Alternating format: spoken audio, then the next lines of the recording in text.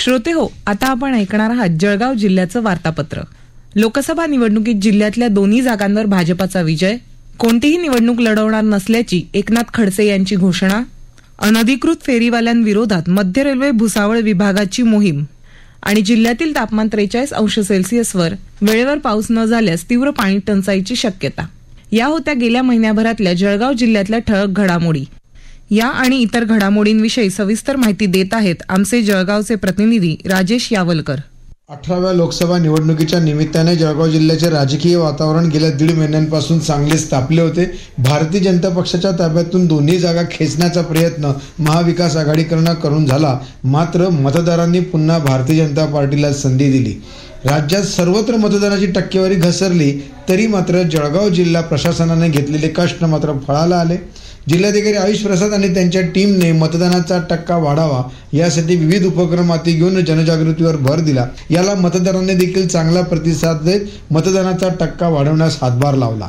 महाविकास आघाडीचे उमेदवार जाहीर होताच राष्ट्रवादी शरदचंद्र पवार पक्षाचे सर्वेसर्वा शरद पवार यांनी जिल्ह्यात 3 सभा घेत वातावरण निर्माण केले. पाठोपाठ शिवसेना उभाटा गटाचे प्रमुख उद्धव ठाकरे यांनी देखील सभा घेतल्या. भारतीय जनता पक्षातर्फे उमेदवारी दाखल करण्यासाठी उपमुख्यमंत्री देवेंद्र फडणवीस हे जळगावी आले होते. केंद्रीय मंत्री नितीन गडकरी यांनी 2 सभा घेत भाजपाचा अजेंडा मतदारांपुढे ठेवला. वंचित बहुजन आघाडीचे प्रमुख प्रकाश आंबेडकर, राष्ट्रवादीचे नेते जितेंद्र आव्हाड, प्रदेशाध्यक्ष जयंत पाटील, शिवसेना नेते संजय राऊत यांनी सभांमधून भाजपा आणि भाजपा मित्र पक्षांवर टीकेची झोड उठवली. शिवसेना शिंदे गटचे नेते तथा मंत्री गुलाबराव पाटील, राष्ट्रवादीचे अजित पवार गटाचे नेते तथा मंत्री अनिल पाटील यांनी युती धर्म पाळत भाजपला भक्कम साथ दिली. भाजपाचे नेते तथा मंत्री गिरीश महाजन यांनी उमेदवार स्मिता वाघ आणि रक्षा खडसे यांच्यासाठी प्रचाराचे चोख नियोजन केले.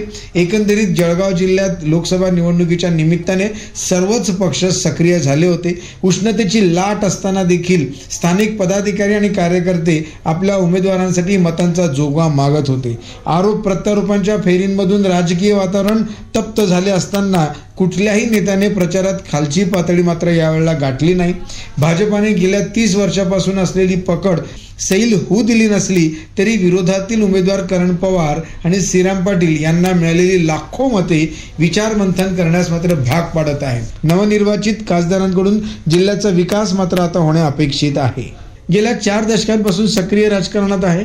राजकारण आज आपला पिंड असून त्यापासून आपण दूर जाऊ शकत नाही. मात्र विधानसभा किंवा अन्य कुठलीही निवडणूक मी यापुढे लढवणार नाही, अशी भूमिका ज्येष्ठ नेते एकनाथ खडसे यांनी मांडली. जळगाव जिल्ह्यातील अंमळनेर येथील मंगळग्रह सेवा संस्थांच्या माध्यमातून मंगळ कृषी जनजागृती रथयात्रेद्वारे अंमळनेर तालुक्यातील 154 गावांना भेट देऊन तेथील शेतकऱ्यांची जनजागृती करण्यात आली.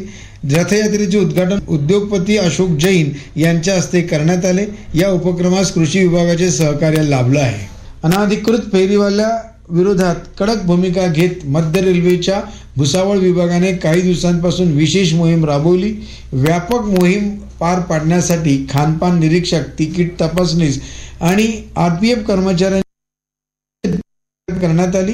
2024 मध्ये 3703 अनधिकृत फेरीवाल्यांवरती कारवाई करून एकूण 57,52,000 रुपये दंड वसूल करण्यात आला. जळगाव जिल्ह्यातील तापमान यंदा 42 ते 43 अंश दरम्यान असल्याने उष्णतेच्या ज्वालांमध्ये नागरिकांचे हाल होत आहेत. मात्र दुसरीकडे जमिनीतील पाणी पातळी देखील खोल गेली आहे. विहिरी, कूपनलिका आटल्या आहेत तर पाणी पुरवठा करणाऱ्या धरणांनी तळ गाठण्यास सुरुवात केली आहे. अर्ध्या जिल्ह्याला पाणी पुरवठा करणाऱ्या हतनूर या तापी नदीवरील धरणात केवळ 40% साठा आता शिल्लक आहे. गिरणातील जलसाठा 21% आला आहे. यामुळे जळगाव जिल्ह्यात वेळेवर पाऊस न झाल्यास तीव्र पाणी टंचाईचे चिन्ह मात्र आता दिसू लागले आहेत. जळगाव शहरासह जिल्ह्यातील राजकारणाला 4 दशकाहून अधिक अधिराज्य गाजवणाऱ्या सुरेशदादा जैन यांनी सक्रिय राजकारणातून संन्यास घेतला आहे. त्यांनी शिवसेना उद्धव बाळासाहेब ठाकरे गटाच्या प्राथमिक सदस्यत्वाचा राजीनामा दिला आहे. भविष्यात जळगाव जिल्ह्यासह राज्य आणि राष्ट्राच्या हितासाठी आपण मार्गदर्शकाच्या भूमिकेत राहू, असे जैन यांनी स्पष्ट केलं. आकाशवाणी वार्तापत्रासाठी राजेश यावलकर, जळगाव. याबरोबरच जळगाव जिल्ह्याचं वार्तापत्र संपलं. हे वार्तापत्र आकाशवाणी मुंबईच्या प्रादेशिक वृत्त विभागानं सादर केलं.